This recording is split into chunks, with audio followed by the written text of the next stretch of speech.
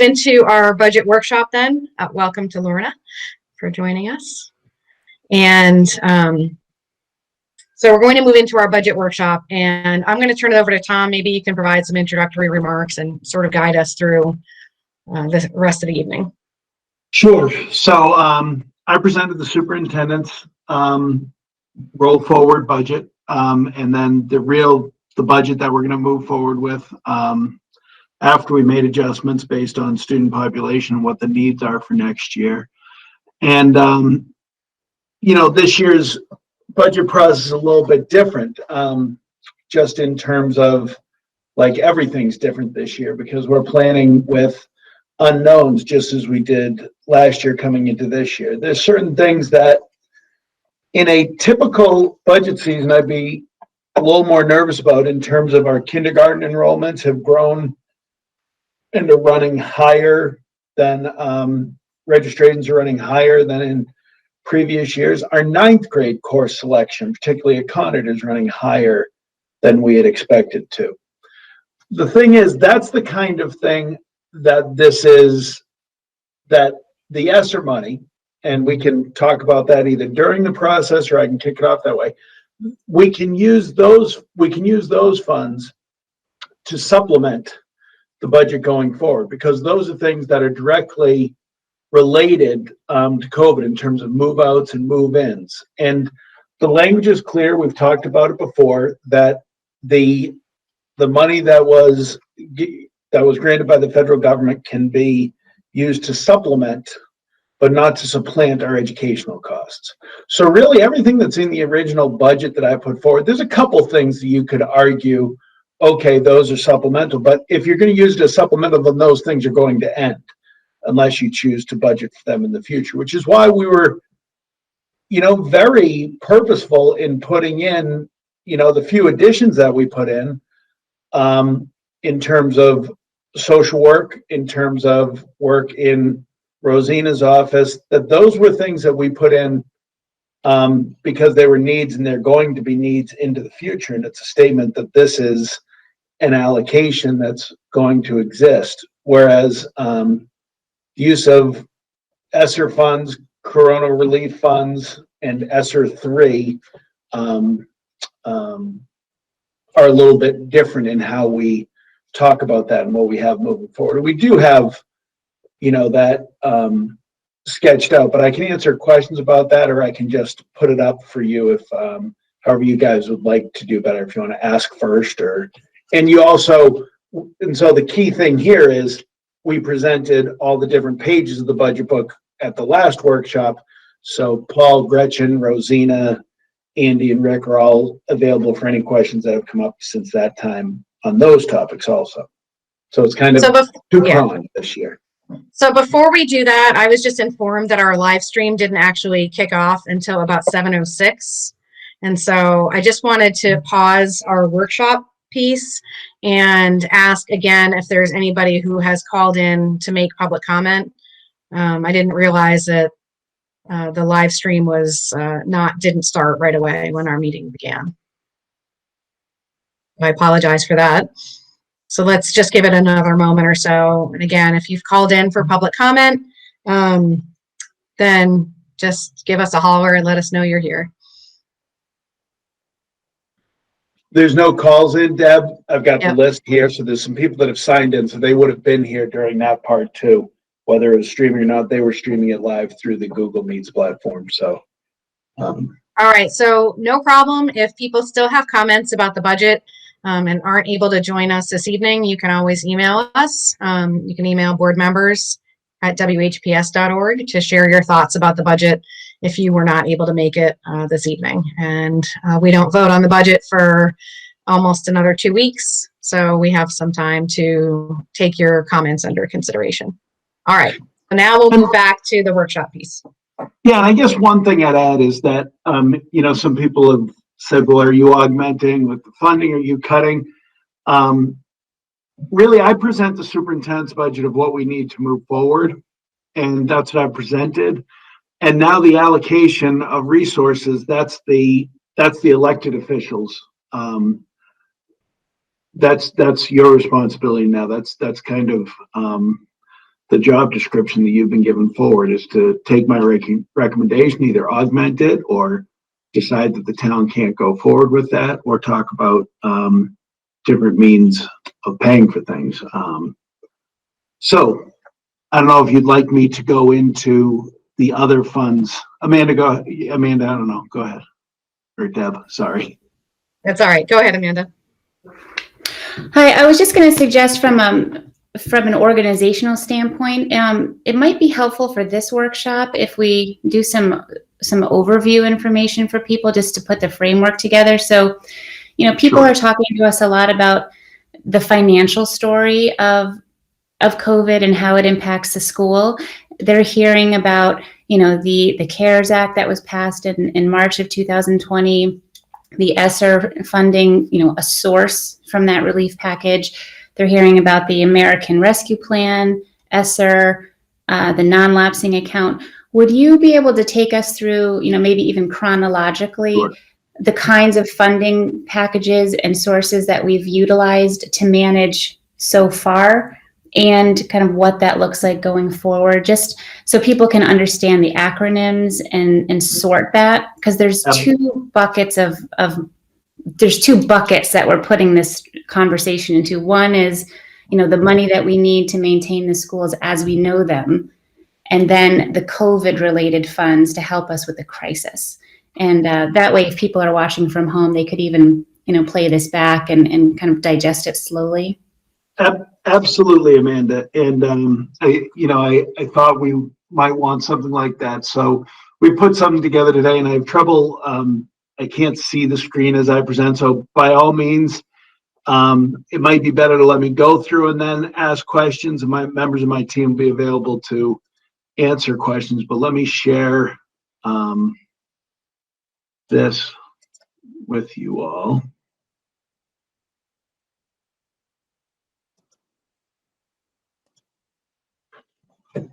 Okay, so federal funding related to COVID-19. This is kind of the four buckets that we have. The first one is Coronavirus Relief Fund. We received $1.2 million from the federal government. And I'll go through each of these separately. This has already come in. This has already been spent. Then we had ESSER 1, which was another $900,000. This has come in and has been spent. ESSER 2 was the bill that was passed in December, and the state had initially put us at $3.9 million. We just got a correction on Monday, which puts us at $4.3 million that we'll be receiving. So that's very good news. And then there's ESSER 3, which we still don't know definitively. This is the American Recovery Act. So that's estimated to be about 10.3 million. I don't have a definitive number. I've seen anywhere from 9.8 million to 10.4 million, but I think 10.3 million is probably correct. So if I can look at each of the buckets and what we spent it on. So if we look at the Coronavirus Relief Fund, this was a grant period. This was created a year ago, and it covered spending that we had to do basically to get through the end of last year and get our schools open for this year, some of that spending. This was PPE, all the equipment needed, masking, desks and desk shields that we talked about previously, partitions in office areas, all the different cleaning and sanitizing supplies. And I'll be honest with you, there are things that we didn't buy because we talked to engineers about them and they've been brought up as, how could you have not bought the misting system to clean with? And now it's pretty clear that would have been $35,000 per school. That would have maybe made people feel better, but doesn't make a dramatic difference. So we're thankful we got good advice on that. Bus monitors, we had to increase our numbers of bus monitors as kids were coming back, sanitizing for buses.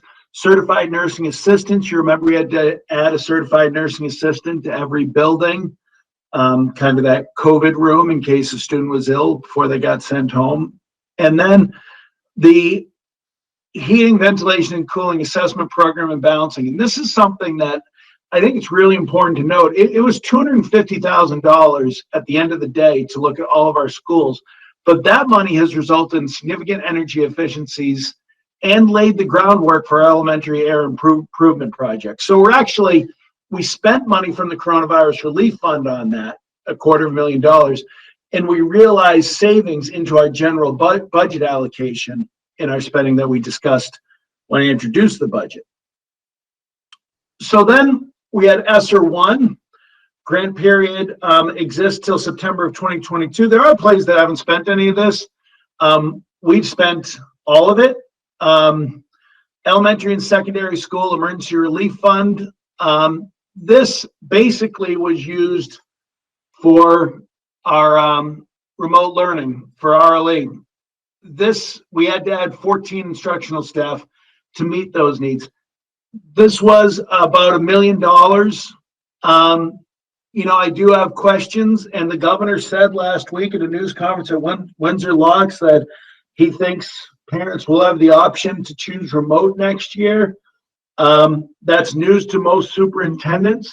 I don't know anybody that has that in their budget.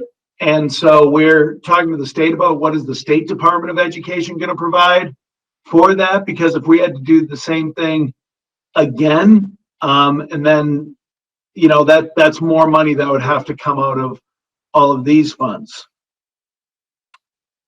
Then we have ESSER 2, and this was from the late fall winter. And this is the $4.3 million. Grant period, you'll notice, lasts 2 years, this year and next year.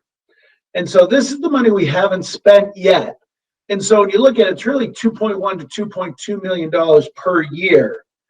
That's focused on the academic supports. These are kind of the 4 buckets that the state put out. We've put our application in for this funding right now, so we don't have it yet, but we assume we'll get it. We have to get approved on what we're going to spend money on. So the 4 buckets are academic supports, learning loss, learning acceleration, and recovery. So this includes those, summer school, coaches. Now, I don't mean athletic coaches. I mean things like math coaches, learning acceleration, recovery. This could range from K-1 reading to post-secondary school where kids didn't have the opportunity to go out and work in the community. So there's lessons that are part of our curriculum that people didn't necessarily have or they didn't take hold.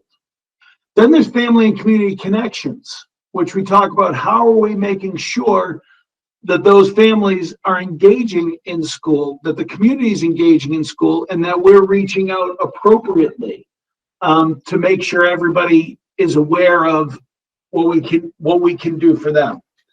Then school safety and social emotional well-being of students and staff.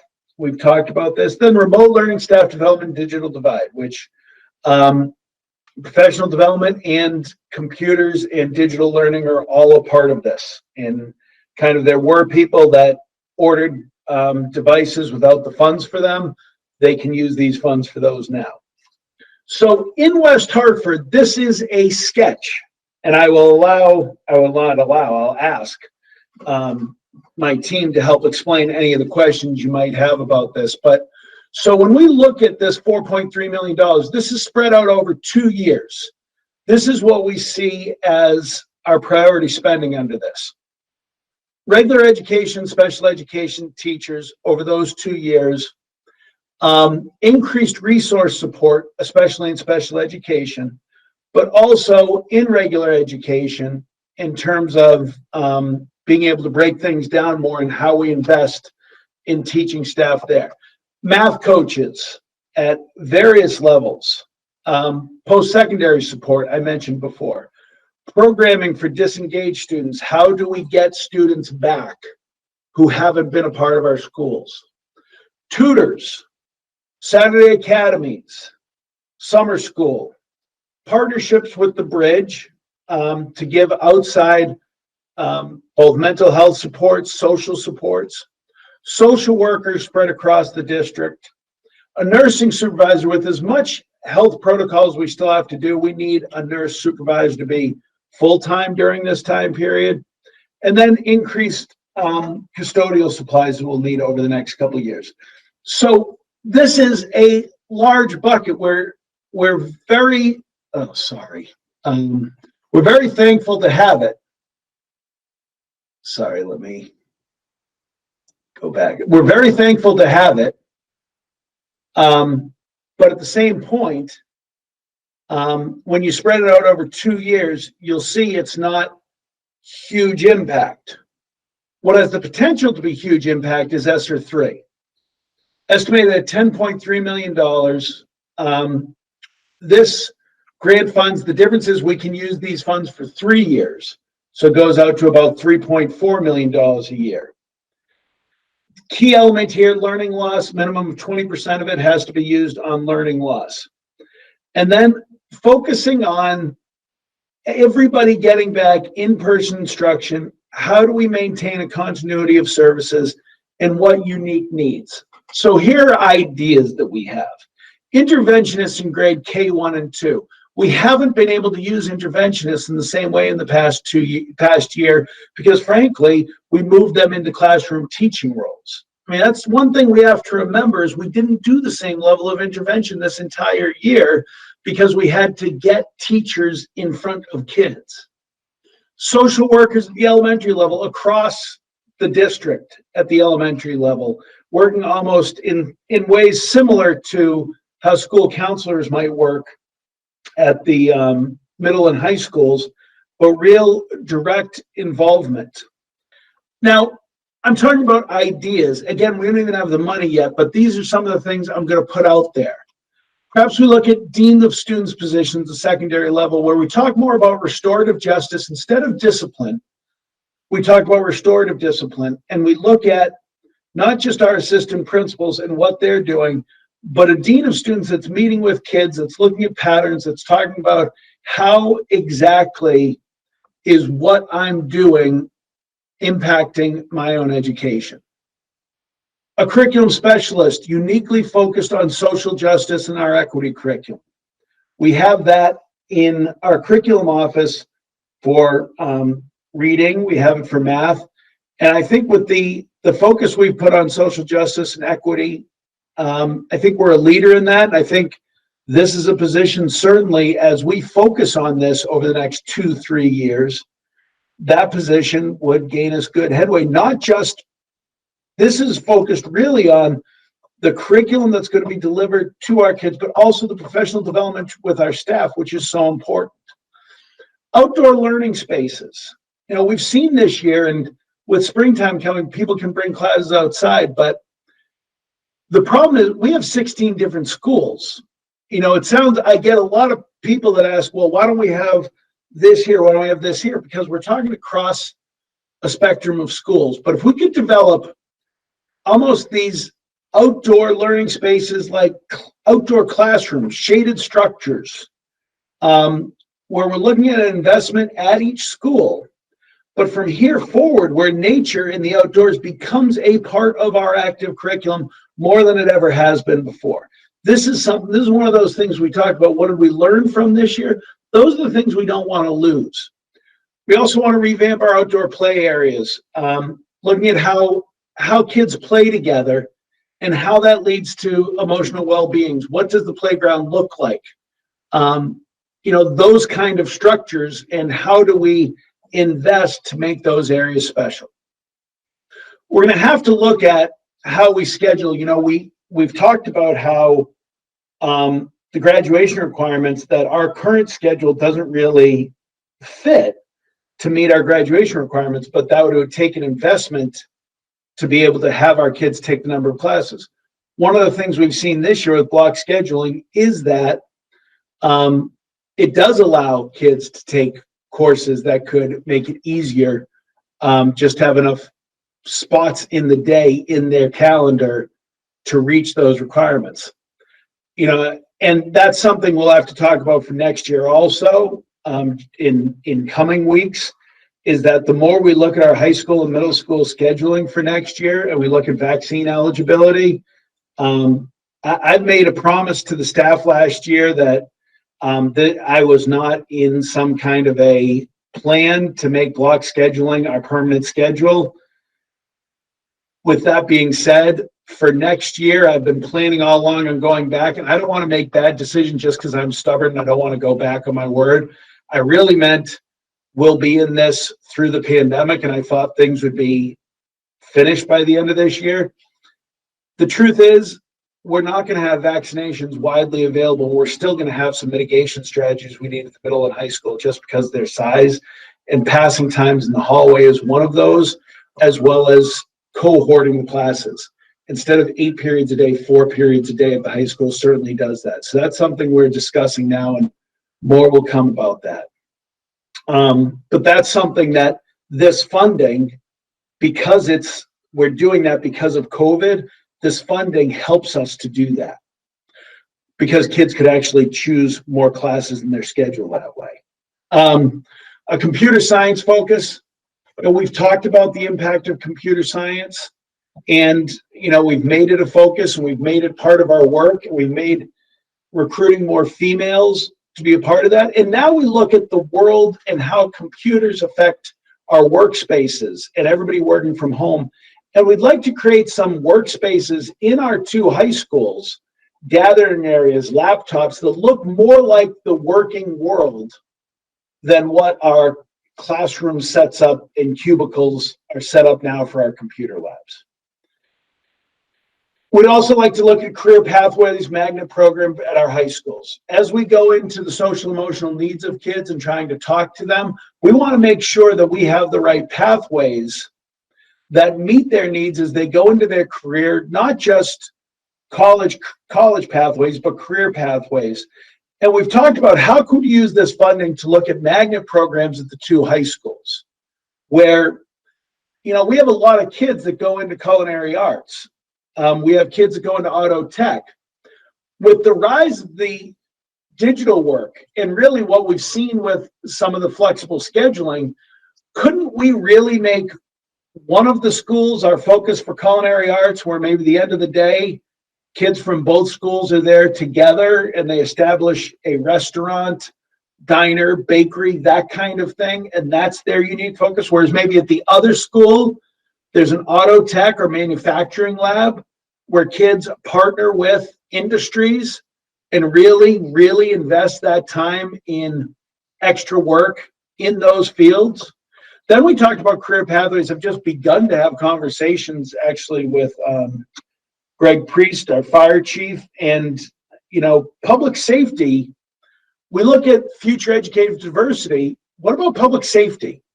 How can we use our classes and our profile to build the same kind of pathways there for our kids, and to try to do the same thing we're doing with our teaching staff, with our fire and police staff over time, and for kids that are interested. So really looking at not just how we prepare for college, but how do we prepare for careers with some real life internship experiences.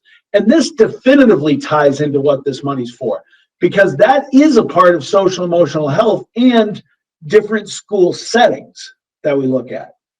And frankly, ESSER 3 would be where, I know you've talked about and you put in the budget before about, we want more kids engaged.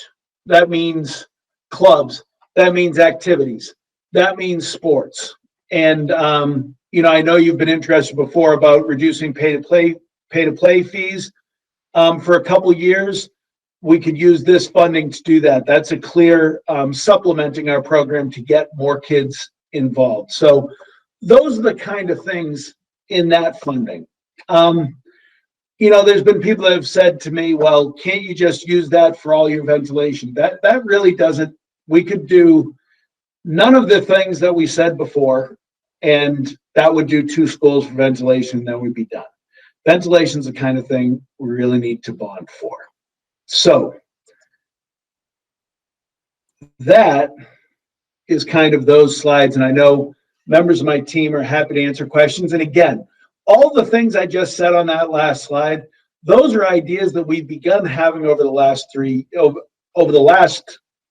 months for the next 3 years, but we don't know what's going to come up during that time. I mean, that's just, to be honest with you, that's those are ideas that we have out there, some exciting things that have come up, and more exciting things will come up. And we will look at how do we reinvest in our schools at this point, that give our kids those opportunities that COVID's taken away. And so we can't just say, well, we got to get them back to even. That's not going to be enough because the world's going to still move forward. That's where we are. That's kind of the timeline, Amanda. I hope that answered your question. I know it over-answered in some ways, but I hope that those ideas and thoughts and dollars put forward kind of add to the specifics.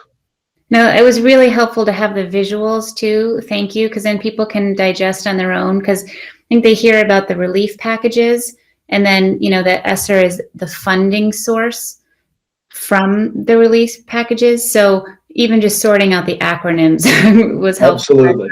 That was a really exciting preview of, you know, some of the ideas that are being generated with children's health and wellness in mind.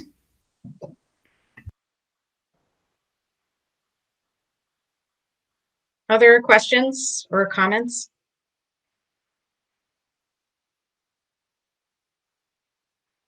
I'll go. So, Tom, when you made your budget proposal, you indicated that this is an increase of 2.3% from last year. When the town council received its budget proposal, our piece of that budget was framed up as a 3.66% increase. Now, I know that the actual budget didn't change from what you presented to us versus what got presented to the town council. So can you talk about, or maybe this is best directed to Liz, talk about how it's a 2.3% increase or a 3.66% increase, depending on what your comparison point is? I'm glad you asked that. And this is something that I would have brought up in our liaison meeting. And I will turn it over to Liz, but we get into some accounting work here. So we've been trying to figure out how exactly do we explain this in the simplest way. But Liz, could you explain kind of that, where ours is, and actually even if you look at the towns, how theirs is calculated and how if they used our metrics, what it would look like? Certainly, I will give it a try. It's not as simple as I might like, but what it basically comes down to is when the town is looking at our budget for the upcoming year and coming up with a percent increase, they base that off of the original budget that the board adopted last May. And as you may recall, that was approximately 170 million. Subsequent to that, you passed resolution and adopted an increase in your budget, appropriating the non-lapsing account, which was 2.3 million. When we had adopted the budget for the current year, we knew those funds would be used for certain purposes. That was always the plan, and you're adopting that just formalized that decision. Because of the way the accounting works, the non-lapsing account is not actually part of the general fund. It's set aside in a separate fund. So the town did not actually adopt that resolution. So we are including that 2.3 million in our base and measuring our increase off of that higher number, and the town is not, which accounts for the difference. So I'll ask you to explain the town in a second and their own budget, because I think that's really important, because we're talking about real dollars.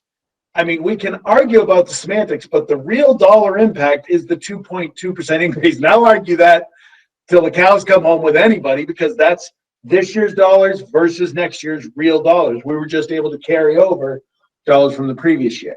Now go ahead, Liz, if the town had gone the same way. So on the town side, the budget is a little bit different. On the board side, we're really looking at our expenditures and our appropriation to provide education services. On the town side, they're looking at both their appropriation to provide town services, but also the revenue sources for that coming in. They're setting a mill rate, they're looking at other revenues, things like conveyance taxes and building permits and that type of thing. So because they're looking at both expenditures and revenues, they have the option to adjust revenues. In this case, one of the things that they decided to do in order to mitigate a tax impact was to use a portion of fund balance. So the budget that they adopted for the current year uses 1.5 million in fund balance. The effect of that is it doesn't reduce their expenditure appropriation. It just allows revenues to be less than expenditures, with the difference of 1.5 coming out of fund balance. So while we had a reduction and they had a reduction, because the accounting is different, their base for the current year did not change. So the 112 million that they adopted last year stayed at 112 million, even though they knew they were going to use fund balance of 1.5 million. It was accounted for properly on both sides, but because one is using fund balance in the general fund, and because the other is using the non-lapsing account, which goes to a separate education fund, the presentation of that is different. And so the comparison really isn't an apples to apples comparison. So with my recalculation, I think that, if they were comparable, the town's percentage increase would actually increase because you would reset that base for the current year. Does that explain the difference? Yep. Thank you. No. No, that was a yes. Yes, for me. No, I just think, is there a way to say it more plainly for someone listening who's not, I know what you mean, but is there any other way to boil that down into? We've been trying to figure it out. Basically, it's a 2.2% increase if you include the money that we included in the base last year that we carried over. If you don't include that money and pretend it didn't happen. So if you just use the budget that was adopted without the 1.9 million or 2.3 million put in, then yes, it's a 3.3% increase, but we use the money. So it's a 2.2% increase. Mark, you're up. A few things. So, Tom, is there any way that non-lapsing fund can be, or it has been, or maybe it has been actually, refunded by the COVID relief or some of the ESSER funds? And if so, are we identifying that as an account, an accounting piece where it's, I'll ask that question first. I have more after, but so is that, are you addressing that at all? No, you wouldn't use the non-lapsing funds. Those wouldn't be, that would be a clear supplant. But wasn't that, didn't we use that money for COVID relief? We actually used it for general fund. I mean, because of the increase, you could argue because of the increase of COVID. If COVID never happened, we would have never used those funds. Well, no, because we wouldn't have had a 0% budget increase if COVID hadn't happened. Or 0% tax. I mean, going with our budget and doing the additional funds that we voted on, that piece, the 2.2 versus the 3.3.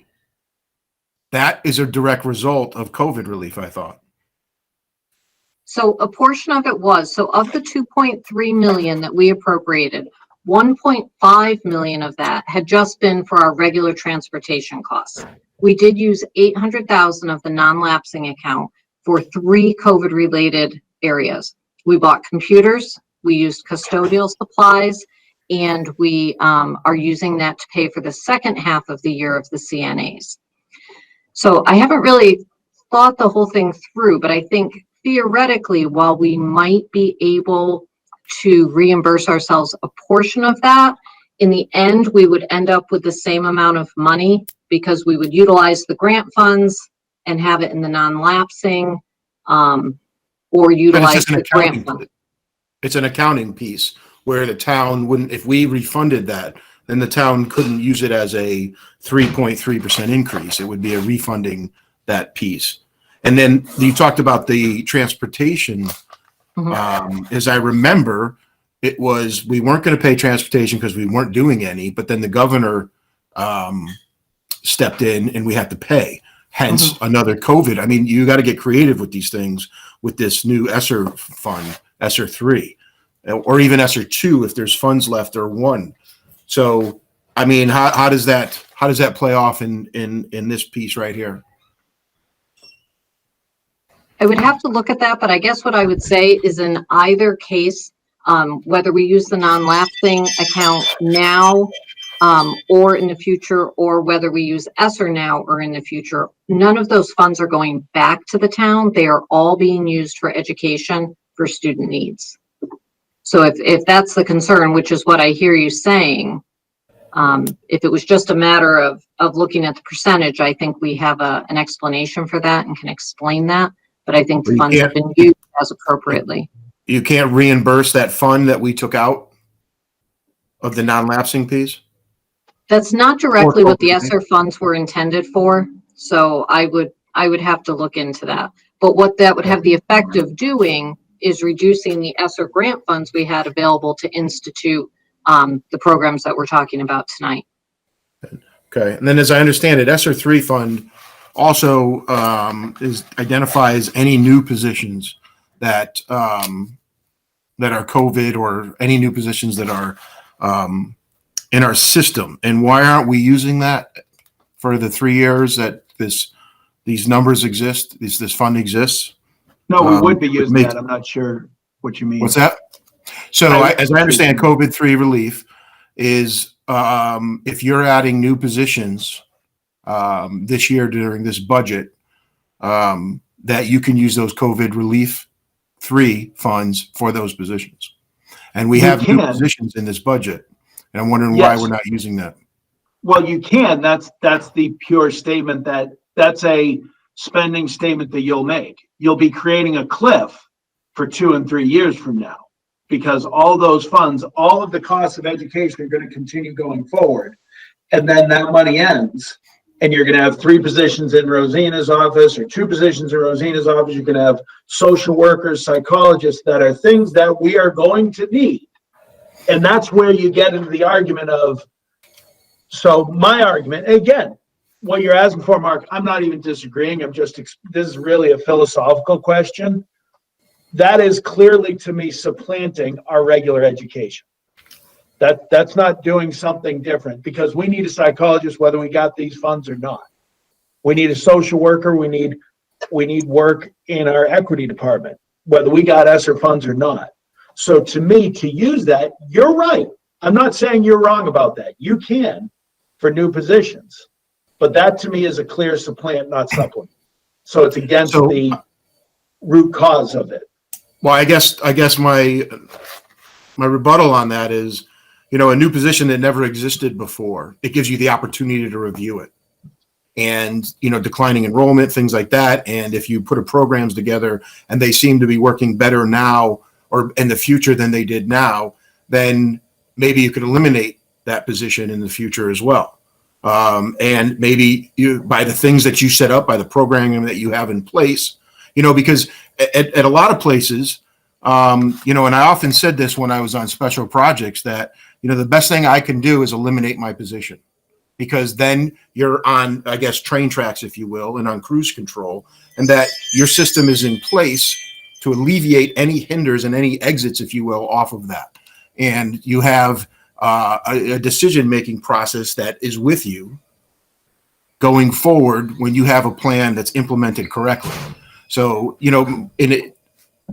I understand what you're saying, and again, it's really not an argument. This is an argument not an argument. This is a discussion to be made between the people that are elected. My piece would be, I've been in West Hartford for more than 25 years now, and never once has a parent said to me, what we need next year? Less. Over the past 7 years, I continue making less positions in the budget, but you've heard the phone calls. Nobody's telling me to do less in social justice. Nobody's telling me to do less equity work. Nobody's telling me to do less mental health work. I'm not saying it loudly. It gives you time to evaluate the new positions. That's all I'm saying. Yeah. Nothing, new positions that never existed before, that don't even exist in the state, we're putting together, and you have time to evaluate. That's all. Understood. I belong to the current council, and we talked about some of these certain positions, and we're a leader already in them, and I'm happy with that, and I'm proud of that, quite honestly. And I'm just saying that this is an opportunity to use those funds to future evaluate this position and hone it, instead of just doing it and the funds are here now. They're not going to be here in the future. The positions that could go away, I've put into the ESSER bucket. The positions that I believe, based on my time, we're going to need in the future, I've put in the regular budget. You are correct. If you wanted to move them and fund them through ESSER, you can.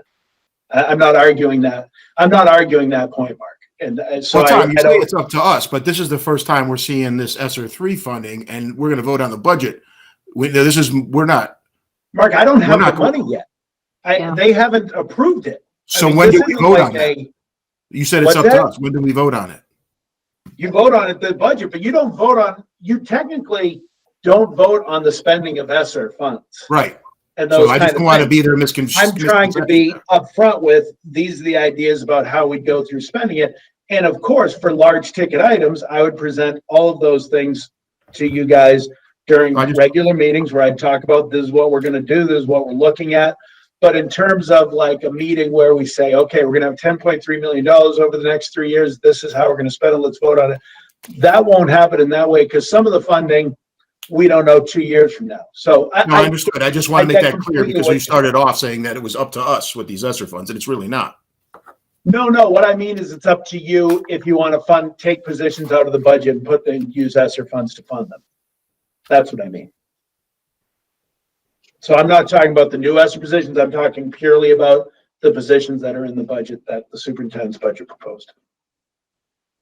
So just to make sure that we all understand, I think what I'm hearing is, if we wanted to say, we want to take this new position X that you're proposing out of the budget, we could do that as a budget amendment on April, when do we meet? 6th? April 6th? When we vote on the budget, and then just say, FYI, when you put together your proposal for ESSER 2 or ESSER 3, we would like you to fund that position that we took out. Absolutely. That would be the process. That is absolutely true. If we were going to do that. Yes, that is true. And that's why I used pay for play, because it was something I could think of that specifically had come up. Whereas we spend, what is it? We get revenue of $475,000 a year, Liz, from pay for play. Yeah, it's about 425 plus gate receipts. 425 and gate. 425? 425,000. And so between the two schools, so if you did like if you wanted to cut the 175 by a third for 3 years with ESSER 3, that would mean over 3 years, you'd have to make up the $150,000 a year roughly,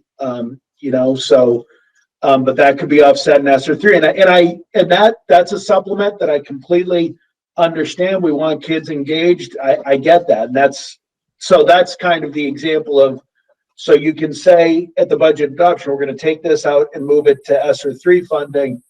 Completely understand. Got it. Thank you. Well, Tom, this is another segue, and it's why I feel it's important that if you could send us those slides that you presented today, it would have been nice to have those prior to today's meeting, so that we have a better understanding and be prepared for when we come to these meetings. And this is a good example of why I've always asked for them. Mark, that was finished at 6:15. And I can show you when it came through. I'm getting these numbers. Like I said, Monday, it went from 3.9 million to 4.3 million. It was an emergency call from the state on Friday. We got our confirmation on Monday. So this is 48 hours later. The 10.3 million, that's a pure guess. All of those fundings, we have to have time to meet as an executive team, and we haven't even talked to our principals about a lot of these. That's how early in the process we are. But I'll absolutely send these out to you. Thank you. Let's go to Jason and then Amanda. All right. Can you all hear me? Okay. All right. Tom, thank you for the presentation and talking us through this part of the budget process. My original question, this conversation, Mark's question really helped to flesh out some of the questions I had about the proposals for ESSER funds. And so I think those are best held for later when the money is actually, in hand, and you've had those conversations with others in the district, the principals, et cetera. But I did, one thing that may be, worth discussing, or at least I'd love to hear more about the magnet program in the high schools. And could you explain a little bit more about what it would entail if I'm understanding you correctly, to start a magnet program, and that would then allow for people from around the district to, who aren't there, to choose to go there, and that would be a self-selection into a particular kind of career pathway program? Sure. And I'd ask Paul to jump in, because this is something Paul and I have really just begun the process of talking about, but it's based on years of he and I having discussions. But Paul, what's the name? Is multivariable calculus? Just so I can start with an example.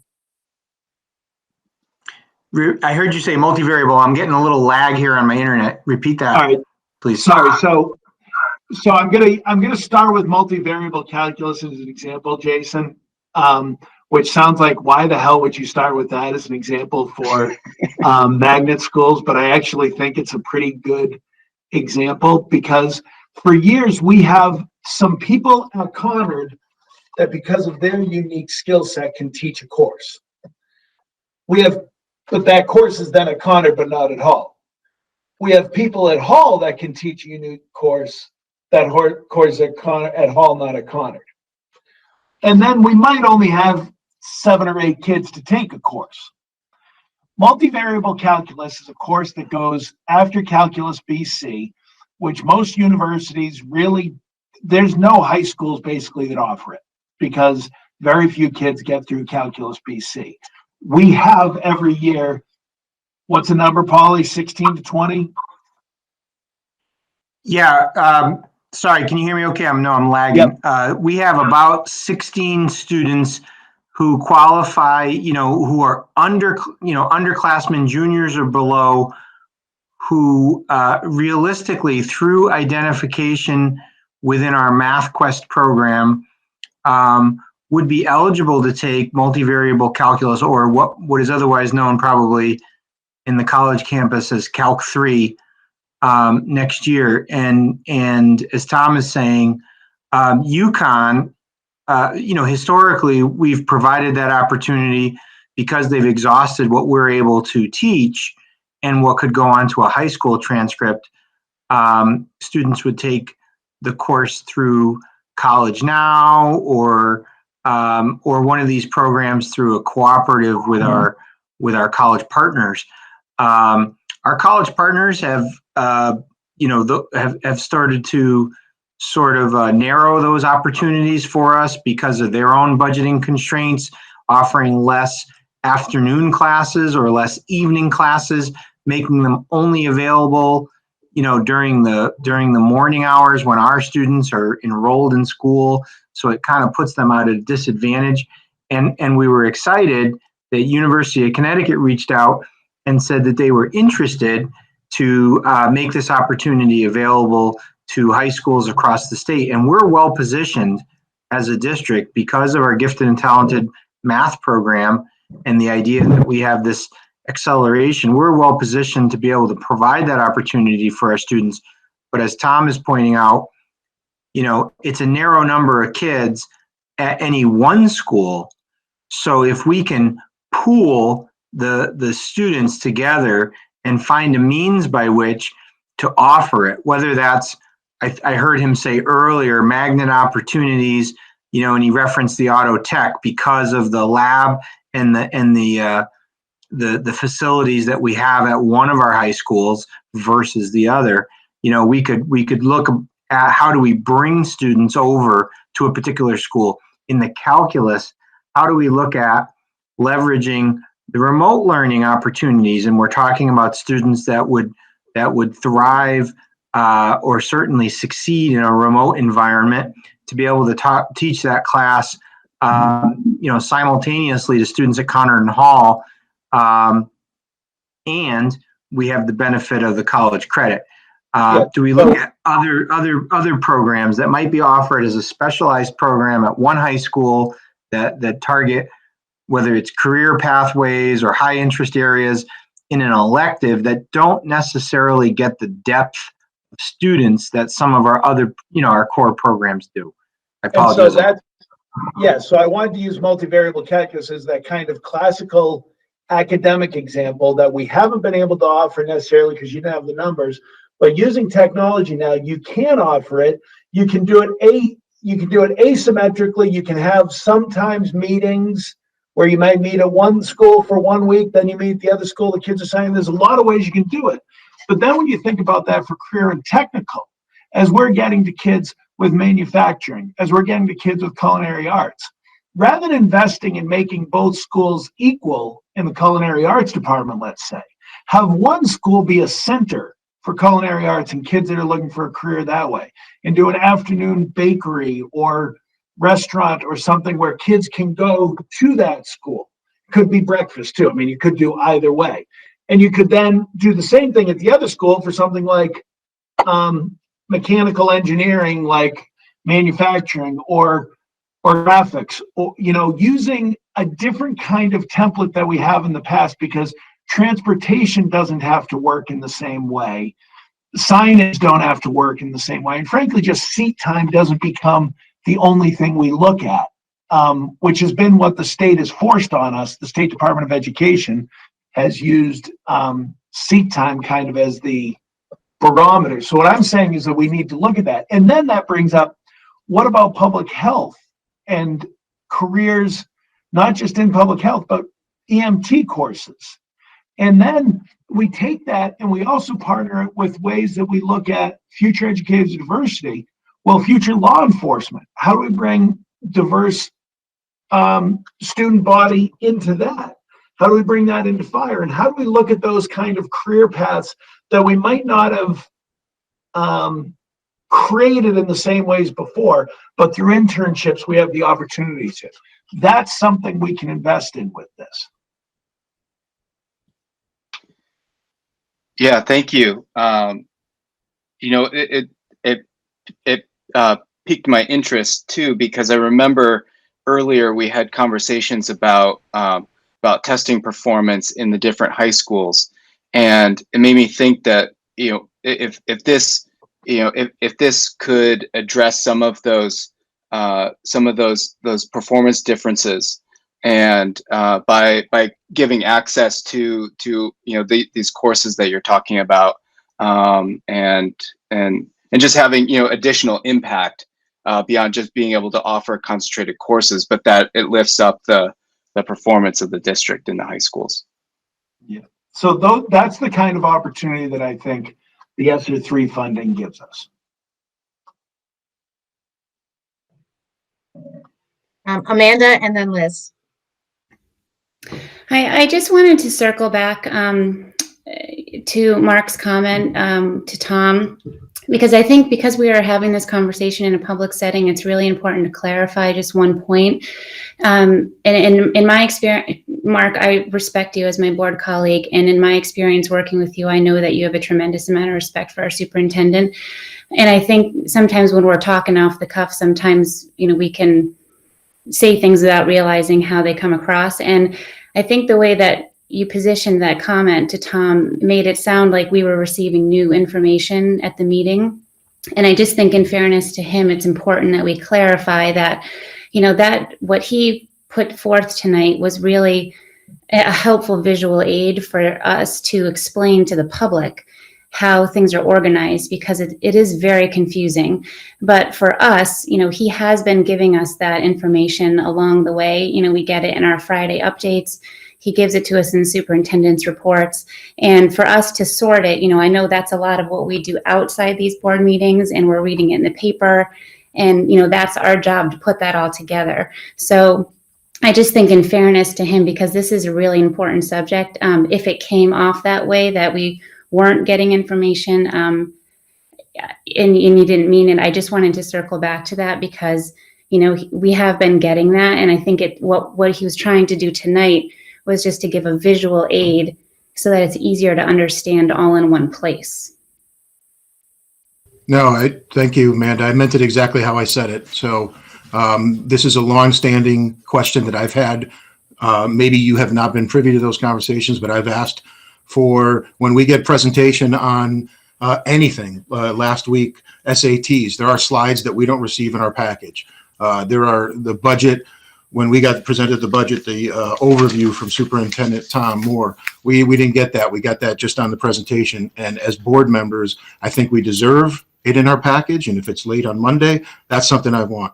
I've asked for this in the past. I haven't gotten it. So, and you may not have been privy to all the conversations over the years, but this is new consolidated information that we saw today that we had not seen before.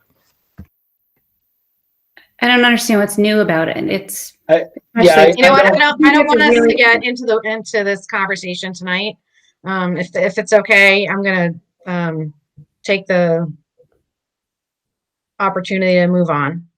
that will be how they're used. There is no doubt about that.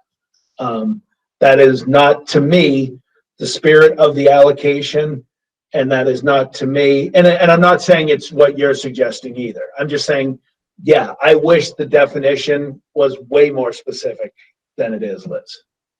And what is the standard, right? How is it written? It just says you cannot supplant. That's the only language, and there's no definition of that. Liz, do you have the words? Not you, Liz. Liz Hewitt, do you have the words in front of you, the paragraph? I don't have the words in front of me. However, I have attended several meetings with Kathy Dempsey who's the finance director at the state. And what she has given as guidance is that the expenses that we spend these grant funds on should be additional expenses, not your existing expenses, and they should be COVID related. Or pandemic related. So as Tom had said, if we were going to add some of these positions anyway, regardless of COVID, then they would recommend to us that we keep that as part of our regular budget. However, if we are expanding summer school as an example, because of COVID and in response to the pandemic, because we're trying to accelerate learning or recover learning, they would deem that to be an appropriate expense. So what happens is we get an allocation. I then have to fill out an application with the state. Everything that we spend has to match one of the state priorities and their targeted framework. And then they go through and they approve our application and see whether they think it meets the spirit of the grant. So we're subject to their review. And certainly our intent is to make sure that we're using it for areas that they deem acceptable. They've also reminded us of our obligations, not that we're in any danger of not hitting these, but of minimum budget requirements and maintenance of effort. And so they're really encouraging districts to use these funds in that way.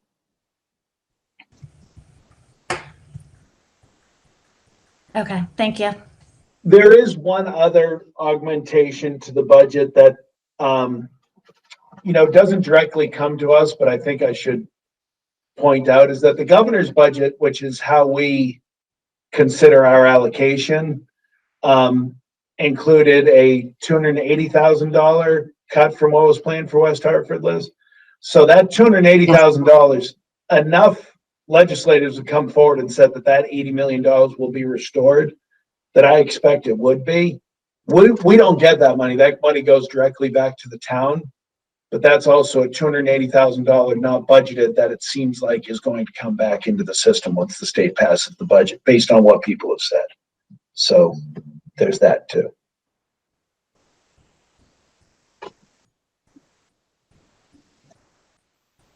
Who else has questions? Lorna? Yes, thank you. So just in terms of conceptualization, because I tend to like to look at the forest from the trees, and there are times you want to look at the trees from the forest. And correct me if, from what I gather, what we know pre-COVID in terms of the funding that our town received, our school district received, in terms of the ECS funding, educational cost sharing, that we have routinely said, not enough, but we've done well with what we have. And so that was pre-COVID. And then COVID came, and the challenges that we were aware of exponentially increased. And so where we're striving to get to, our baseline really was never at an optimal level, because we were still always trying to play catch up. And so with the funding that has been received or is anticipated to be received. I believe you mentioned the SR1 is done. That was already spent. SR2 we're in the process of, and SR3 Nope. yeah, No, SR2 is SR done. one and two are both done. 1 and 2 are both done. Okay, that speaks volumes. Okay. No, you said the coronavirus relief fund and SR1 are both done. Oh, yeah, I'm Right. sorry. Yeah, you're right. Coronavirus. Yeah, I'm mislabeling. Yes, you are correct. Okay, so SR1 is gone and coronavirus relief is gone. And SR2, we're working on that. And that, even though we have that until 2023, who will see. My whole point is just wanting to understand, or rather, see if there's validation in this. Although additional funding is coming our way, we still have a long way to go to try to get to where is a secure baseline in terms of our functioning, in terms of our young people, in terms of the affordability we're able to provide them with with our budget. And so when I hear about the supplement and the supplanting, that really speaks volumes to me, because I can hear how to conceptualize that in terms of what we need to do to address problems we already were aware of prior to the COVID. And so when I think of the budget that's being proposed of the 2.3 increase, that increase, if we didn't have access to the additional funding, would still be that and then some. Is any of that making sense?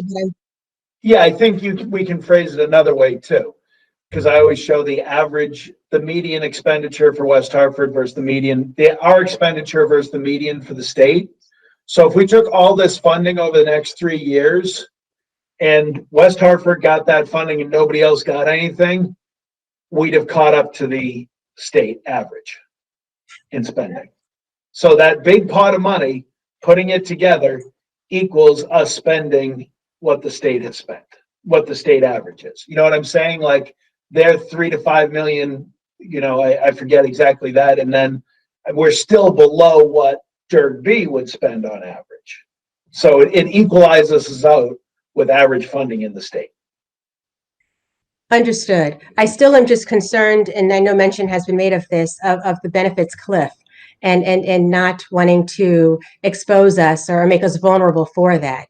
And so thank you. Still processing, still digesting, but thank you for the information.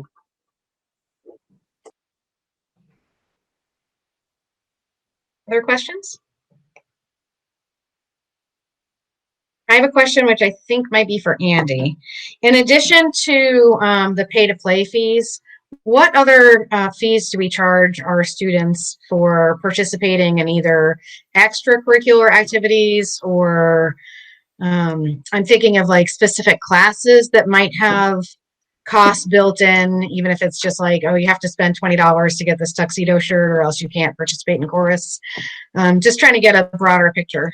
Yeah, Deb, that's a good question. And I don't have a specific answer for you because a lot of it also has, as you can understand, shifted over the last year and a half or so. We do have some classes, or not classes, I'm sorry, some activities that we have an activity fee for, and it's dependent upon how the stipend for that is categorized at the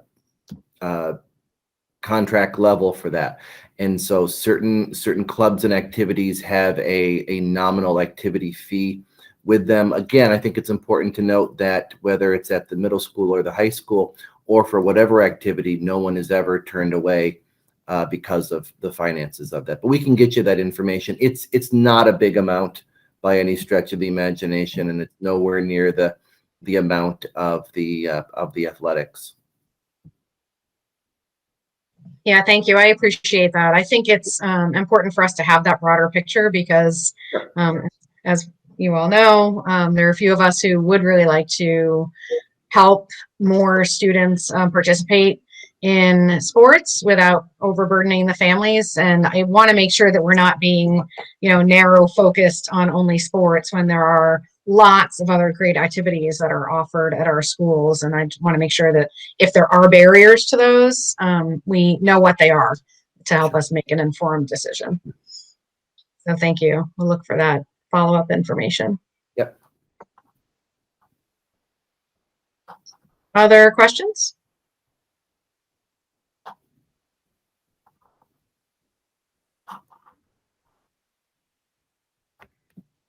Okay. One last process question. As far as our capital improvement plan, we have already approved that piece and sent that along to the town council. So that's no longer on our plate, correct? We're just looking at our budget now. That's correct. And that's, that's something that I would argue there are things on the town side that because they know that the capital improvement plan is getting approved, that they can put in the capital improvement plan, that would be in our general budget if it were on our side. There are just some things that we can't put there because we can't have someone else in final say. We have to have those materials or supplies. Got it.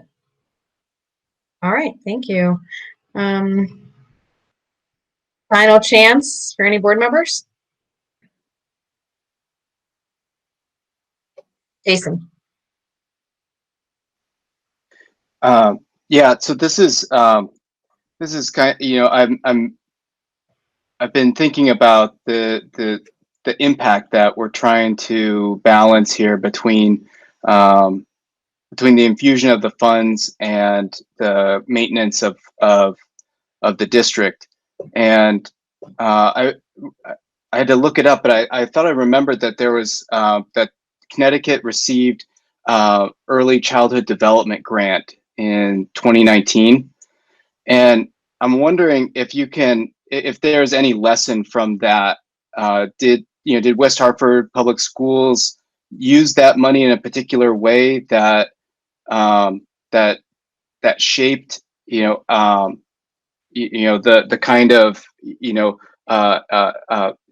funding for one year, but maybe not for the next? And if how did that kind of that experience teach the district folks how to work through that opportunity, but then also managing the what happens in the aftermath of that money? I don't know if that's an accurate characterization, but it's a fair question. It gets to the point that I think some people make a comparison that's a false dichotomy with the ARA funding in 2009. So I'll go there and then I'll go to some early childhood funding that we received. So the ARA funding in 2009, people have brought up and said, well, that was used to offset spending in municipalities. That was the purpose of the funding right from the beginning, because there were massive layoffs going on at the state and local level. So that funding was uniquely created right at the beginning of the Obama administration to go to municipalities to maintain jobs. So in essence, it was the very definition of supplant. This is different. This funding is because of the deficits created by COVID. I read a study by UNC this week. It was just presented on Monday, and it was about the impact on educational loss of hurricanes. Momentary events in time that happen for a year but create displacement. And for each event like that, they estimate 3 years of learning loss catch-up time. A situation like this, and again, I do want to stress one thing. We're way better off than most places across the country. If you see today that 75% of the country is in school for some time of the day, that means 25% aren't at all. And that means of that 75%, probably half are still some form of hybrid. I was on with the superintendent today again on Washington State. Has not been in now for 13 months. No kids have come to school at any level across the district. And this, by the way, is a great superintendent in a great school district. It is stunning their loss and what's happened. So we're in a better position because the fact is that we started, we came back with elementary. We've been in hybrid throughout the year. And yet we already see those losses in K1 reading. That's the first snapshot we've done, and we see it, and it's significant. We see significant impacts of middle school math. The K1 reading, the reason that's so important, if we don't intervene there by third grade, that is a lifelong problem. I mean, the study on reading and what you need to get across by about third grade and the mountains it takes to overcome after that. So that's why this funding I'm more defensive about, Jason, and how we use it. I understand the desires about, but we have significant needs. So your question about the cliff, though, so ARA was different. Early childhood, so we did have Smart Start grants where we invested in creating new elementary school classrooms.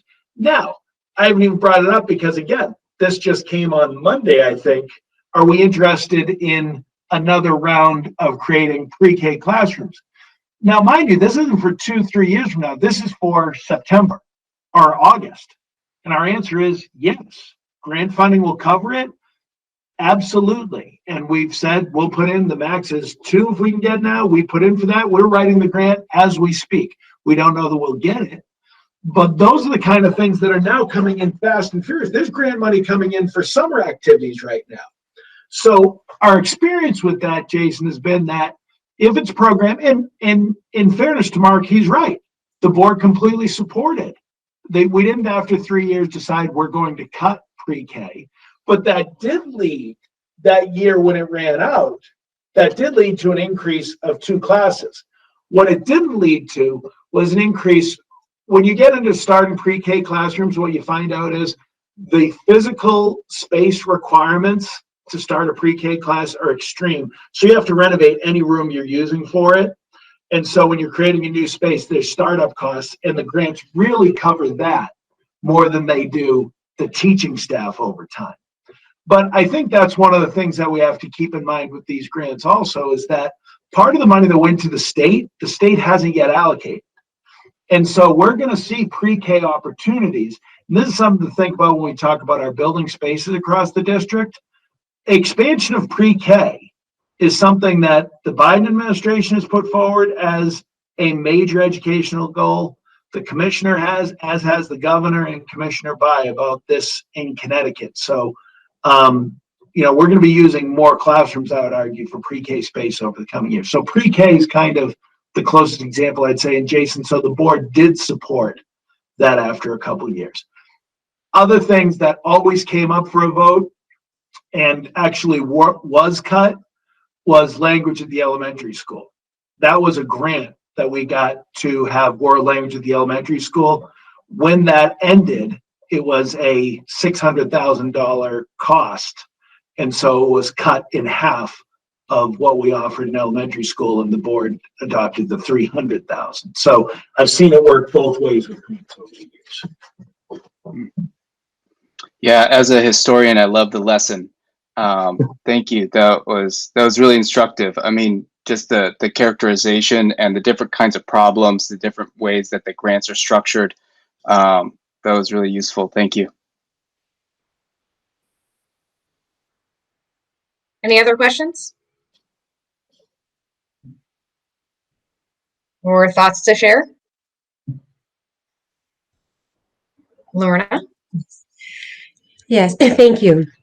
You mentioned in terms of some signals of challenges that may be faced now that will have longstanding impact. For example, with our third graders, if there are difficulties in reading experience now, how that will play out. Are there any other, can you share any other specific areas where you can predict or anticipate, if interventions don't take place now, where that will have a longstanding impact in an unfortunate way?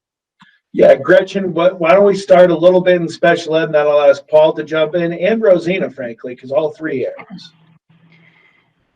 So thanks, Lorna, for the question. We don't really know what the impact on special education students will be in terms of how this really is affecting their learning, because they're still in an unusual environment.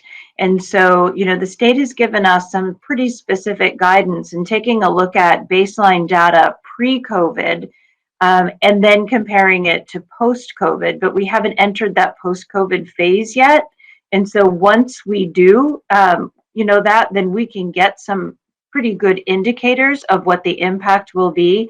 And the state will be giving us further guidance on how we need to respond to that. But I can anticipate right now that there are going to be significant, gaps in some learning. And it's going to take us years to kind of unpack the whys of that. You know, is it the stress? Is it the trauma? Is it the lack of exposure to the learning targets? And so, you know, putting things in place for next year through the ESSER funds in order to help students transition back into the building so that we can get that really clear data and we're providing exactly what students need in order to close that gap is going to be incredibly important. Hi, Lorna. I'll jump in. You know, Tom mentioned, and he really hit the nail on the head relative to the areas where we're currently seeing impact in general education. It's really in primary grades, and it's your foundational literacy skills, your foundational numeracy skills. A lot of that is definitely our youngest students, the interruption to their schooling at the end of the year last year, and potentially some impacts, you know, early on with elementary when they were still in a hybrid setting and before a return to normal, and just kind of gaining momentum that we have gained throughout the year. We do see that those that in general, for a lot of our students, we're able to make a recovery on that. But kind of, I think you all saw this to some degree in the presentation on the SATs with, mind you, they're older students. Our students that are most at risk, the students that are disconnected, be that from, you know, their engagement in school, be that they're in a remote environment and we're struggling learners to begin with. Kind of those impacts compounded upon each other, and those students that throughout this pandemic have simply not been engaged. And it's a small percentage, but it's percentage that we're concerned about in terms of that. If we're not able to make solid interventions over the next, you know, over the course of this year, this summer, next year, and next summer and such, that it could have longstanding results for them. It could have, you know, an impact on Gretchen's program in terms of a greater, you know, potential for referrals to special education, when in fact what we really need are the opportunities for right now intervention to bring those students back on track, to give them the same resilience that a lot of their peers have in terms of just if we're able to plug them into our programming and able to keep them consistently engaged, then we can you know, keep their progress and their momentum and minimize any of the negative effects. But early grades, more than anything, it is literacy and it is numeracy, and then mathematics more than anything has that sequential nature. So we'll see a little bit of a ripple effect up the grade levels regardless. And I think the only thing that I'll add to what Paul and Gretchen shared is the impact on the English language learners and students who are already significantly impacted in terms of their socioeconomic status, those who are receive free and reduced lunch, being further impacted. We also see a huge impact already on mental health, and that seems to be emerging across students who, you know, have had some stops, and they've had some of their even their learning gains that have regressed. We worry already about like summer school, the summer lag, and so now we've got the pandemic-related learning loss. I think one of our greatest populations, in addition to special education, are English language learners and those who, you know, essentially live in poverty. And, you know, one thing I should have said, Andy, because he'd say this, I'm just going to jump in for him. One thing we know is when kids struggle, they lash out. And that's when we see behavior and discipline issues. And that we can't just treat this in the coming years as, okay, Saturday detention for you. That's not what this all means. Certainly there's some instances of it, but we're going to be seeing, you know, kids reaching out in a wide variety of ways that need a wide variety of responses. You know, and nobody's yet mentioned the 200 plus kids we're missing that we don't know where they are, you know, and what happens with those kids. And that's, you know, we know that's that's a national phenomenon. Thank you all. That's helpful. And just what's sounding loudly in my ears is our motto of clear paths, bright future, no limits. And that clearing the paths, again, being a verb. And so certainly when we talk about our budget and the cost, those dollars relate to humans and young people. So thank you for your responses. All right. I actually had put my question mark before Tom spoke, but I'll just, so he said a lot of what I was thinking, but I'll tag along. I just wanted to, I know with the funding and the budget and where we want to, put our funding and what we want to prioritize. And I completely believe that academics are important. We are the Board of Education, but given that my professional status is obviously in the field of mental health, I really value a school district making mental health a priority. And I just look at, in my day-to-day work, the increased referrals for anxiety and depression, trauma-related responses due to COVID, social isolation, not having routine. And, I really think that I have noticed since there's been this little glimmer of hope that we're kind of moving out of COVID, with the vaccines and kids getting back to school. I actually think we are going to see more of an uptick in mental health issues because people have been in a fight or flight mode for the past year. They've just been in survival mode. And with this possibility of hope and things returning to normal, people will start to kind of stop and pause and process what they have just experienced over the past year. And I think we're going to see a lot more trauma responses. I will just speak to my program. We have more referrals from the emergency department for kids who have, suicidality, made suicide attempts, who have no prior history of mental health treatment. This pandemic it is going to have long-lasting effects on our children and adolescents' mental health and emotional and behavioral world.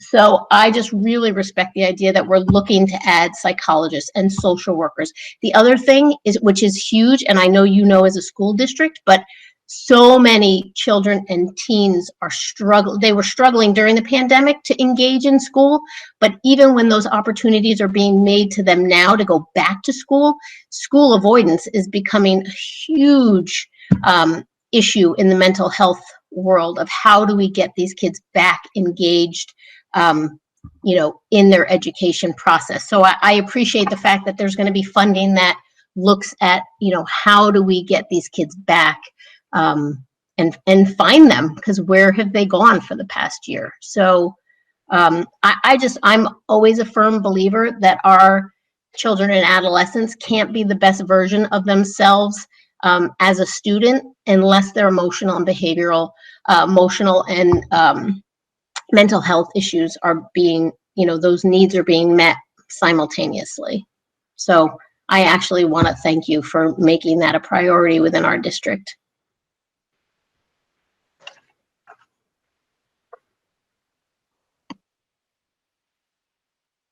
Anyone else?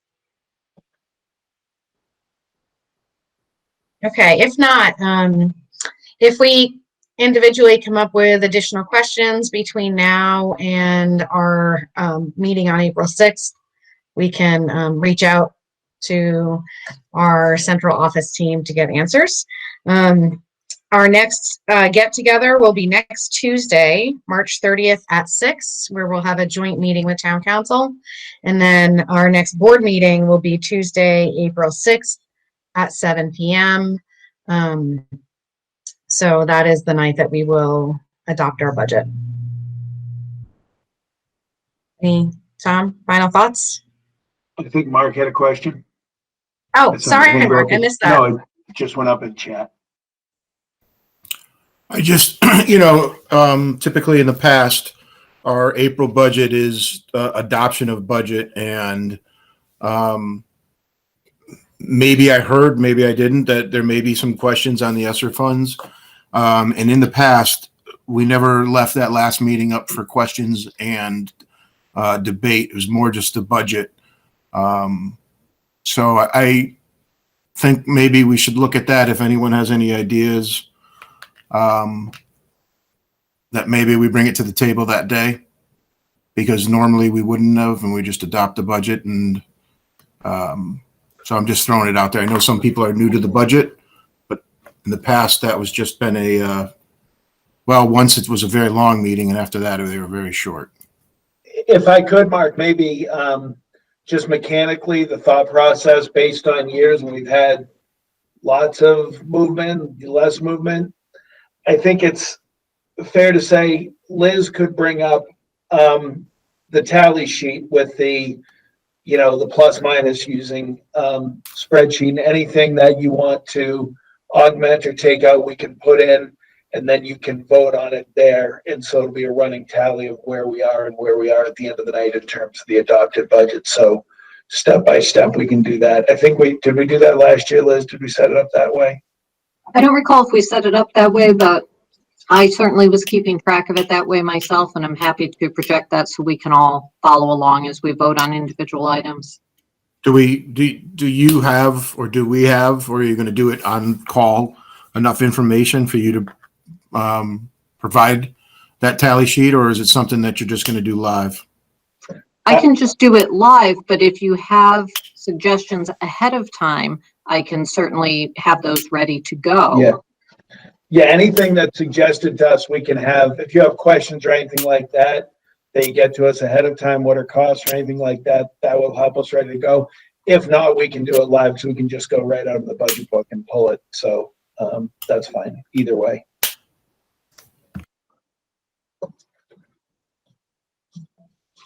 All right, any other questions for this evening? If not, I will adjourn the meeting at 8:36 p.m. Thank you, everybody, for the robust discussion. And since we don't have a true official board meeting between now and April 6th, just enjoy the rest of the month. And if anybody's observing Passover or any other holiday between now and then, I think Easter comes after April 6th, right? Oh, no, it's beforehand. So anybody who's celebrating Passover or Easter or anything else in the next couple of weeks, I hope it's very meaningful for you. All right. Thank you, everybody.